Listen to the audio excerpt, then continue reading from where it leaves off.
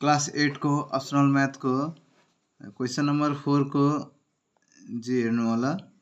हाम्रो क्वेश्चन के छ 1 + 10a upon 1 - 10a equal to cot a + 1 upon cot a - 1 हामीलाई यो प्रुभ गर्न छ।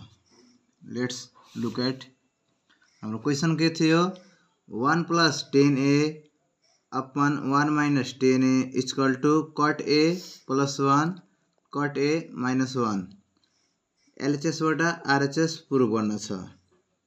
त्यही भएर हामी यसलाई पनि LHS बाट गर्छौं।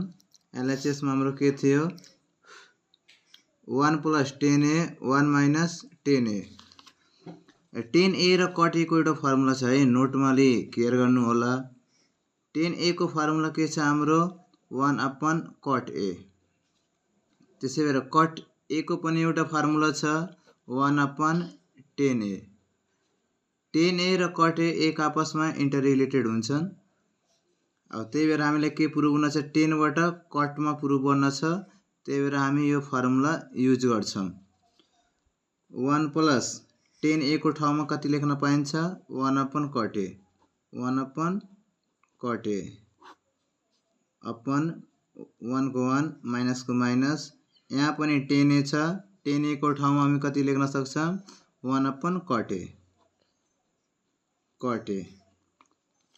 अब यहाँ 1 मात्रै छ, यहाँ 1 अपन cot छ। अब यसको र यसको बीचमा एलसीएम लिनु पर्छ। यसको तल केही छैन भने 1 हुन्छ, यसको तल पनि केही छैन भने 1 हुन्छ। अब cot a र 1 को एलसीएम लिँदाखेरि कति हुन्छ हाम्रो cot a नै हुन्छ।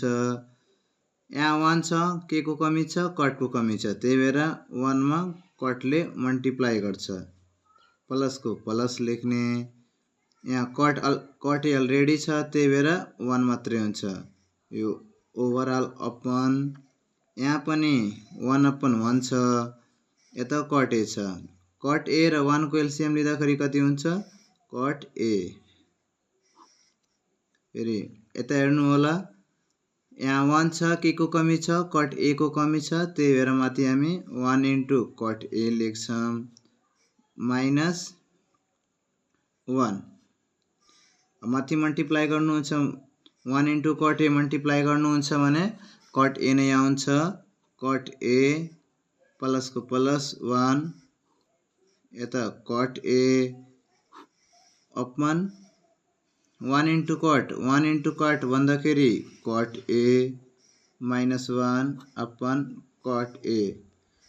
यसमा अलि केयर के गर्नुपर्छ, यस्तो फर्म आइराछ a * b upon c * d same यस्तै छ। यसको एउटा फर्मुला हुन्छ a अपन b यो d माथि गइहाल्छ, त्यही d यता लेखिन्छ, c यता लेखिन्छ। यसको फर्मुला यस्तो हुन्छ। यस्तो गर्नुहुन्छ भने यो cot a र cot a कट छ। यस्तो फर्ममा चेन्ज गरेर हेर्नुहुन्छ भने यो कट छ। सिम्पल भाषामा के याद राख्नुस् cot a यस्तो फर्ममा छ भने तलमाथि सेम छ भने काट्न पाइन्छ। त्यही भएर हाम्रो के बाँकी बच्यो cot a + 1 cot a - 1। Hence हाम्रो प्रुभ भइसक्यो। cot a + 1 cot a - 1 यही हामीलाई प्रुभ गर्न थियो।